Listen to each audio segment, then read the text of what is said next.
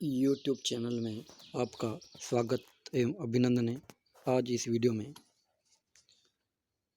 भौतिक भूगोल के यूनिट सेकंड के फर्स्ट पॉइंट डिस्ट्रॉफिक फोर्सेस के बारे में, यानी भूपटल पर जो परिवर्तन लाने वाले जो बल होते हैं उसके बारे में अध्ययन करेंगे। तो इसमें जो है पटल विरूपणी जो बल हैं उसके बारे में मुख्य रूप से अपने को अध्ययन करना है, जो सिलेबस में दे रखा है, जिसमें ब्रांच और वलन आते हैं। लेकिन ये जो ब्रांच और जो वलन होते हैं वो मुख्यतः कौन से जो मुख्य जो बल है, अंतर्जात और बहिर्जात जो बल मुख्य रूप से जो विभाजित किए गए हैं, जो भूपटल पर धरातल पर जो लाने वाले जो बल होते हैं परिवर्तन, तो ये जो परिवर्तन लाने वाले जो बल हैं उसके बारे में अपन अध्ययन करेंगे। तो सबसे पहले अपन देखेंगे कि यानी कौन कौन से बल होते हैं और ये जो मुख्य रूप से भूपटल पर परिवर्तन लाने वाले जो बल होते हैं तो उसको अपन देखेंगे। तो सबसे पहले अपन देखेंगे यानी ये जो बल हैं, यानी इनको अपन क्या कहते हैं, forces affecting the earth crust.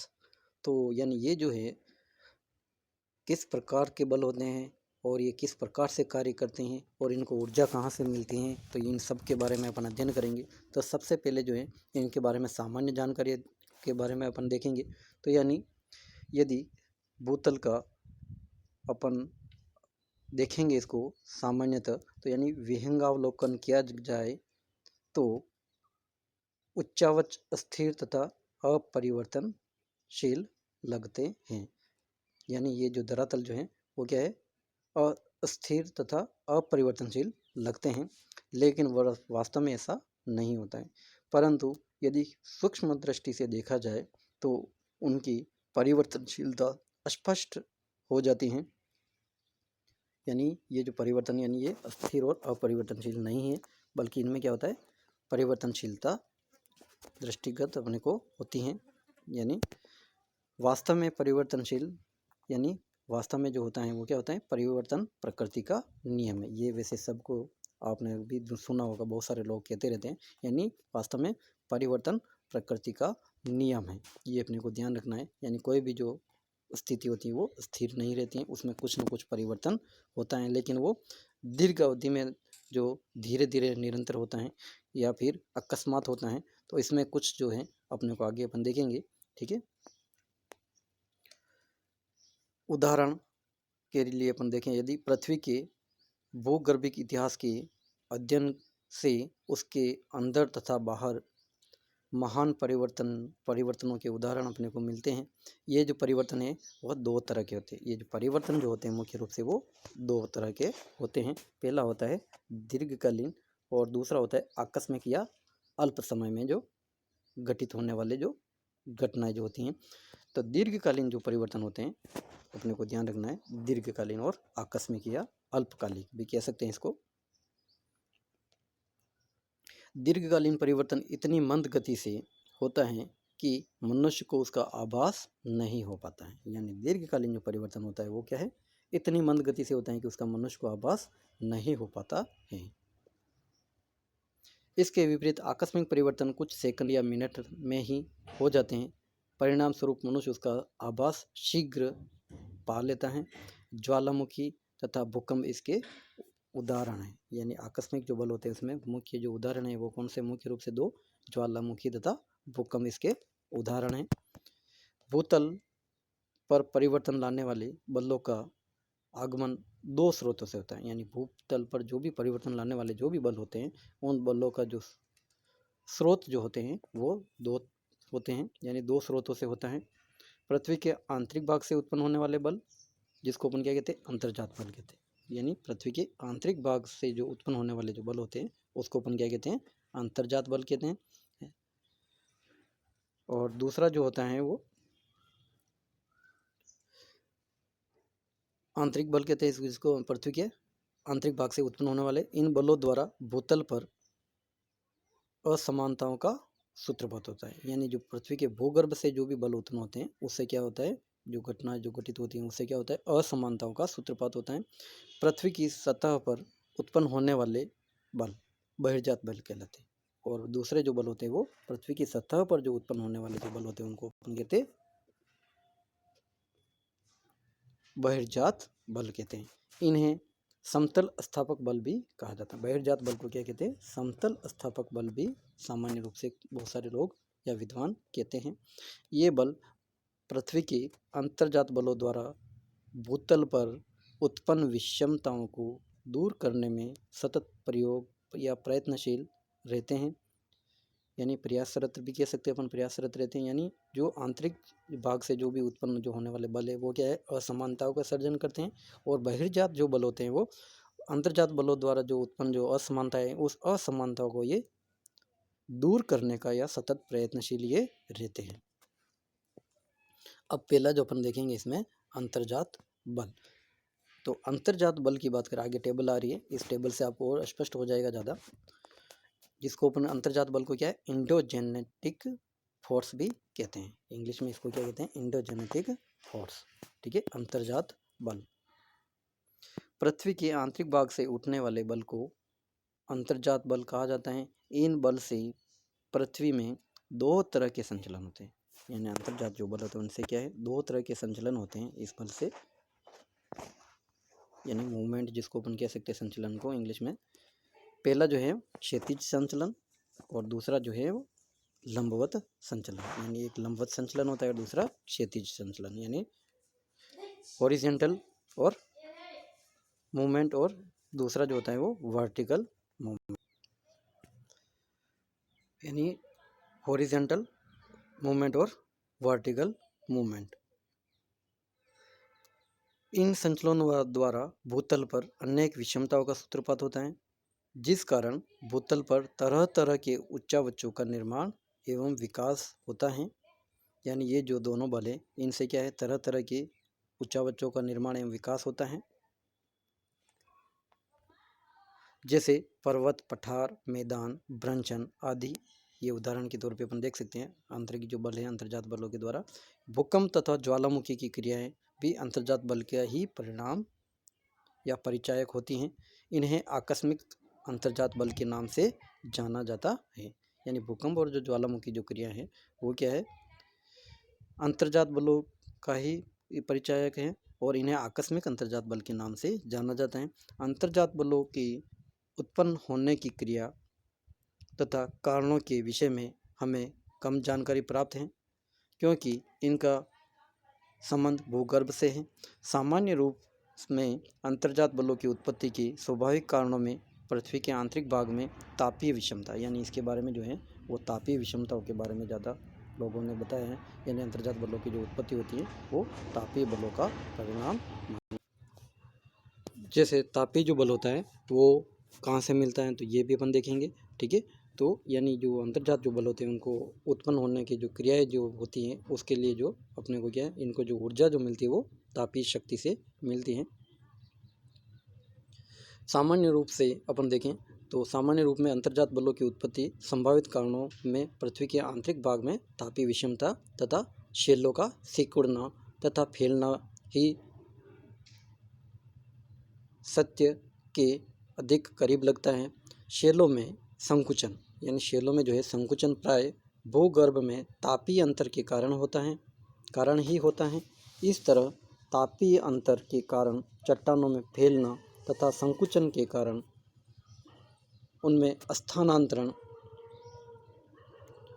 यानी डिस्प्लेसमेंट तथा समायोजन यानी एडजस्टमेंट कभी कभी इतनी तीव्र गति से होता है कि पृथ्वी के अंदर गतियाँ उत्पन्न हो जाती हैं। तीव्रता के आधार पर अंतर्जात बलों को दो भागों में विभाजित किया जाता है। फिर तीव्रता के आधार पर भी अंतर्जात बलों को क्या है? दो भागों में विभाजित किया जाता है। जो पहला जो है वो है आकस्मिक संचलन और दूसरा जो है वो पटल विरूपणी संचलन। यानी यही अपने सिलेबस में दूसरा जो है अभी अपन इसमें यही देखेंगे इस टॉपिक में। आगे ये आकस्मिक बल के बारे में आगे जो आएगा अपन वो भी अपन देखेंगे, आकस्मिक भूकंप और ज्वालामुखी के बारे में। इस टॉपिक में जो है अपने को इंडोजन यानी ये जो यही देखेंगे पटल विरूपणी बल। यानी पहला जो है इसमें क्या है? संचलन आकस्मिक संचलन यानी सडन मूवमेंट। सडन मूवमेंट की बात करें जिसमें आकस्मिक या अंतर्जात बलों द्वारा उत्पन्न संचलन को इनके अंतर्गत रखा जाता है।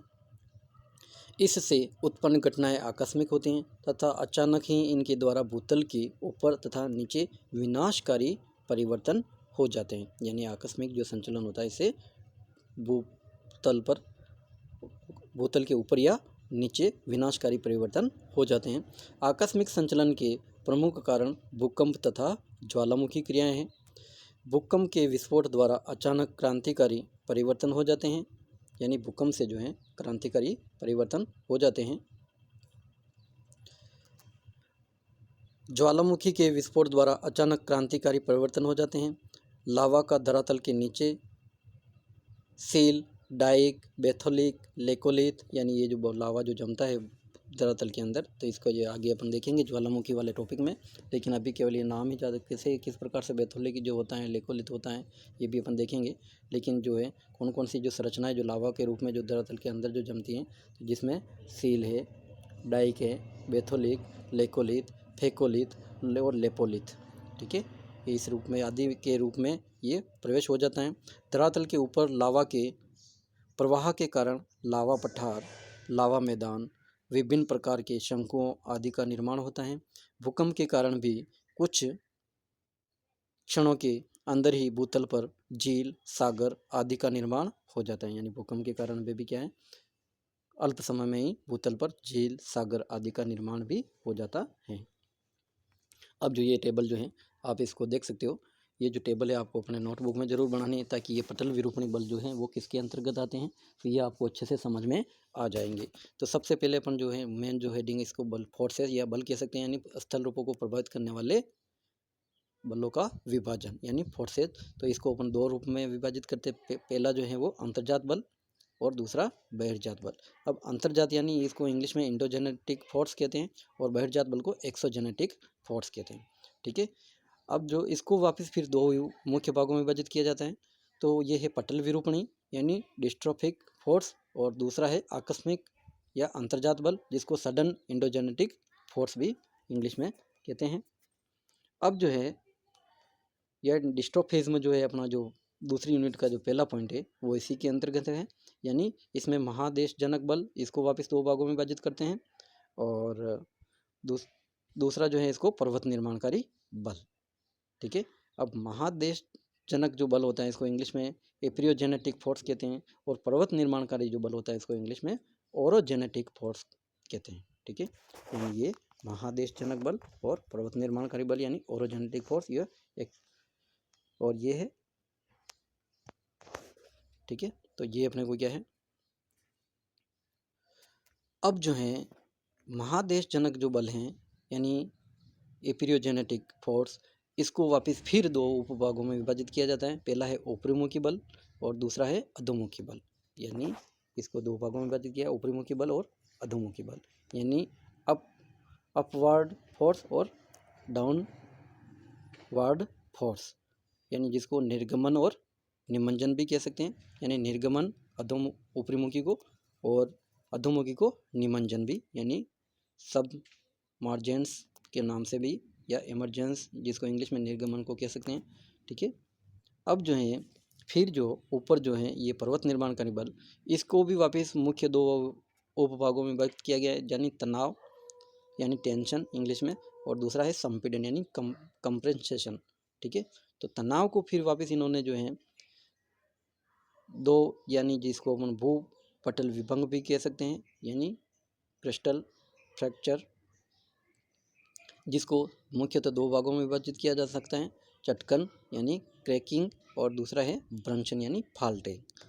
फिर जो तनाव के बाद दूसरा जो ये मुख्य जो भाग है, तो इसमें अपन देखें तो ये जो है जिसको अपन पर्वत निर्माणकारी बल को जो दूसरा जो मुख्य जो है वो संपीड़न, तो संपीड़न यानी कंप्रेशन, यानी ये भूपटल संपीड़न में इसको वापस भूपटल जो है भूपटल बंकन या मोड़ना भी कह सकते हैं संपीड़न को। यानी तो दो आमने सामने जो बल कार्य करेगा तो उससे क्या होगा, जो भाग जो है वो मुड़ जाता है। ठीक है, तो बेंडिंग भी कह सकते हैं, क्रिस्टल बेंडिंग। तो ये जो होता है एक संचलन होता है यानी वार्पिंग, और दूसरा होता है फोल्डिंग यानी वलन। अब जो है ये जो है इसको वापस उत्स्वलन और अत्स्वलन, यानी स्वलन को भी वापस दो भागों में विभाजित कर सकते हैं, यानी उत्स्वलन अप वार्मिंग और दूसरा जो है वो डाउन वार्मिंग। ठीक है, अब ये जो टेबल है आपको अच्छे से अपने को समझनी है, अपने नोटबुक में जरूर बनानी। फिर जो है आगे ये बहिर्जात जो बल है, बहिर्जात बल को अपन जो है अन्नाच्छादन के रूप में जाना जा सकता है, जिसको अपन अपक्षय और अपर्दन दोनों ही इसके अंतर्गत आते हैं अन्नाच्छादन बल में। अब जो है बहिर्जात बल में जो है वे वापस अपर्दन जो होता है, अपर्दन को वापस जो है कौन कौन क्रिया द्वारा अपर्दन होता है, जिसमें बहता जल द्वारा, पवन द्वारा, हिमनद द्वारा, सागरी तरंग और परिहिमानी। ये अपन आगे के टॉपिक हैं उसमें अपन देखेंगे, अभी इसका अध्ययन नहीं करेंगे। और ठीक है, और तीसरा जो ये आकस्मिक जो बल था इधर अपन पटल विरूपणी बल में जो दूसरा जो मुख्य भाग था, तो इसको जो इन्होंने यानी ज्वालामुखी, भूकंप और भूमिस्खलन और एवालांच। ठीक है, तो ये भी है। आगे अपन दूसरे जो अपने जो दूसरी अन्य जो इकाइयाँ हैं उनके अंतर्गत अपन अध्ययन करेंगे। तो ये अपने को टेबल अच्छे से अपने को याद होनी चाहिए। ठीक है, अब जो है अपन देखेंगे, यानी जैसे सबसे पहले अपन पटल विरूपणी यानी डिस्ट्रॉफिक फोर्सेस, यानी ये जो है पटल विरूपणी बल, यानी इस पटल विरूपणी बल में यानी ये क्या होता है, पटल विरूपणी संचलन के अंतर्गत पृथ्वी के आंतरिक भाग से उत्पन्न होने वाले लंबवत तथा क्षैतिज दोनों गतियाँ इसको सम्मिलित किया जाता है। यानी पटल विरूपणी बल में यानी लंबवत और क्षैतिज दोनों गतियों को सम्मिलित किया जाता है। पटल विरूपणी बल मंद गति से कार्य करते हैं तथा इनका प्रभाव हजारों वर्षों बाद परिलक्षित होता है, यानी इनका जो प्रभाव होता है वो हजारों वर्षों बाद परिलक्षित होता है तथा वृहदाकार स्थलरूपों का निर्माण होता है। क्षैतिज विस्तार की दृष्टि से इस संचलन को दो वर्गों में विभाजित किया जाता है, यानी क्षेत्रीय विस्तार की दृष्टि से देखा जाए तो इसको जो है वो मुख्य रूप से दो वर्गों में जो विभाजित किया जा सकता है। पहला जो है वो है महादेशीय संचलन तथा दूसरा है पर्वत निर्माणकारी संचलन। ये अभी टेबल में भी अपने देखा था। ठीक है, ये अपने को ध्यान होना चाहिए।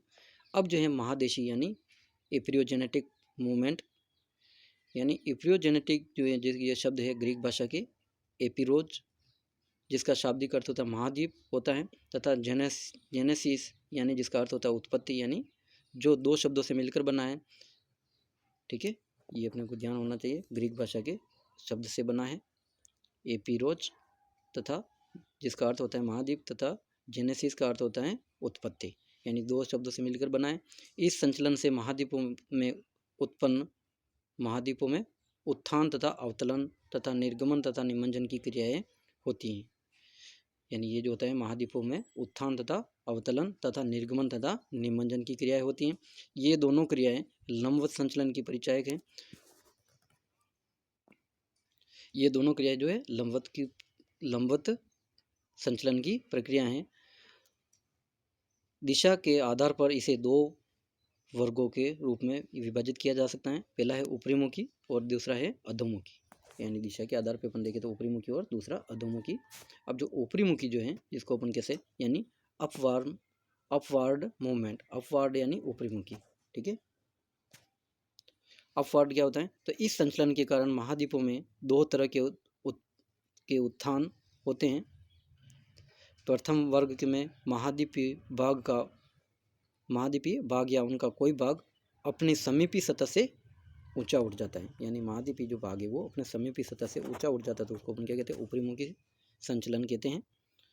इसे उत्थान या उभार कहते हैं। दूसरे वर्ग में महाद्वीपीय का तटीय भाग, यानी महाद्वीप का तटीय भाग सागर तल से जो पहले जलमग्न था ऊपर उठ जाता है, इसे निर्गमन कहते हैं। यानी महाद्वीप का जो तटीय जो भाग था वो पहले क्या था, जलमग्न था, वो ऊपर उठ जाता है, उसको अपन क्या कहते हैं निर्गमन, यानी वो जल से बाहर निकला, इसका मतलब हुआ निर्गमन हुआ। ठीक है, अब जो दूसरा जो है ऊपरमुखी बल के बाद में अधोमुखी संचलन, यानी अधोमुखी जो है यानी नीचे की ओर गमन होता है। यानी इस संचलन के कारण महाद्वीपीय भाग में दो तरह के दशा होते हैं। प्रथम भाग जो है उस प्रथम भाग में क्या होता है, प्रथम भाग में स्थल का भाग स्थानीय या प्रादेशिक रूप में अपनी समीपी सतह से नीचे धंस जाता है। यानी ये क्या है, स्थल का जो भाग है वो स्थानीय या प्रादेशिक रूप में अपनी समीपी सतह से नीचे धंस जाता है। इस क्रिया को अवतलन कहते हैं। इस क्रिया को अपन क्या कहते हैं? अवतलन कहते हैं। दूसरे रूप में स्थलखंड सागर तल से नीचे चला जाता है तथा जलमग्न हो जाता है। इस क्रिया को निमज्जन कहते हैं। जो सागर तल से भी नीचे चला जाता है तो उसको अपन क्या कहते हैं? निमज्जन, यानी जलमग्न हो जाता है। यानी इसको अवतलन की क्रिया या तटीय भाग का महाद्वीपों के बीच कहीं पे भी हो सकते हैं, परंतु निमज्जन की क्रिया तटीय भागों या सागरीय भागों में ही सामान्यतः ये होती हैं। अब जो है दूसरा जो मुख्य जो है पर्वत निर्माणकारी बल यानी संचलन, जिसको अपन कह सकते हैं। ठीक है, तो पर्वतीय जो संचलन है, ठीक है, पहला जो था वो महादेशीय संचलन, दूसरा है पर्वतीय संचलन यानी ओरोजेनेटिक मूवमेंट। अब ये जो है ओरोजेनेटिक शब्द भी ग्रीक भाषा के ओरोज, जिसका अर्थ होता है पर्वत, तथा जेनेसिस का अर्थ होता है उत्पत्ति, यानी पर्वतों की उत्पत्ति से, यानी दो शब्दों से मिलकर बना है। इसे संक्षिप्त रूप में पर्वतन बल भी या पर्वतन भी कहते हैं। पर्वतन बल के अंतर्गत बल प्राय क्षैतिज रूप में कार्य करता है, अतः इसे क्षैतिज बल या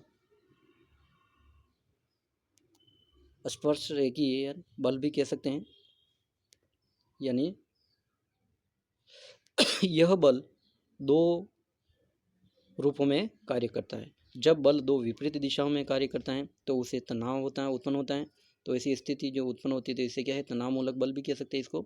यानी दो बल जो है विपरीत दिशा में कार्य करता है, तो इसके कारण क्या धरातल में क्या होता है? भ्रंश यानी फाल्ट या दरार यानी फ्रैक्चर तथा चटकने पड़ जाती हैं।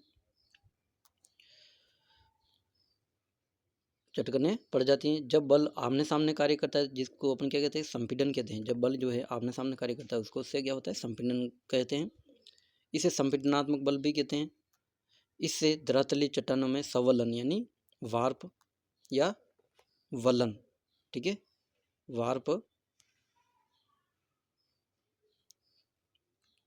यानी संपीड़नात्मक बल, यानी इसे धरातलीय चट्टानों में क्या होता है? संवलन या वलन पड़ जाते हैं। और भूपटलीय जो बंकन या मुड़ाव इसको कहते हैं। ठीक है, अब जब एक क्षैतिज संचलन आमने सामने कार्य होता है या करता है तो धरातलीय चट्टानों में क्या होता है? बंकन या मुड़ाव हो जाता है। यह मुड़ाव दो रूपों में होता है। ये मुड़ाव जो होता है वो भी क्या होता है? दो रूपों में होता है। कैसे कैसे होता है? तो जैसे पहला जो होता है वो संचलन, जिसमें वार्प या वलन, जिससे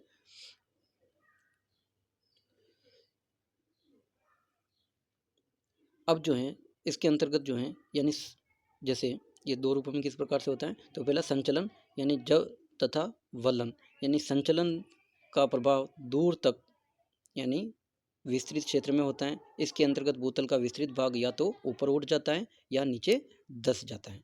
ठीक है, जिसको अपन क्या कहते हैं? संवलन। जब क्षैतिज संचलन के कारण, संपीड़न के कारण धरातल का बीच का भाग गुंबद के आकार के ऊपर उठ जाता है तो उसे उत्स्वलन कहते हैं। यानी गुंबद के आकार का जो ऊपर उठ जाता है उसको उत्स्वलन कहते हैं। जब धरातलीय चट्टानों में ऊपर उठने या नीचे धंसने की क्रिया हजारों किलोमीटर की लंबाई में होती है तो उसे वृहत संचलन कहते हैं। उसको अपन क्या कहते हैं? वृहत संचलन कहते हैं। ठीक है, तो ये आज बहुत है, आगे अपन देखेंगे।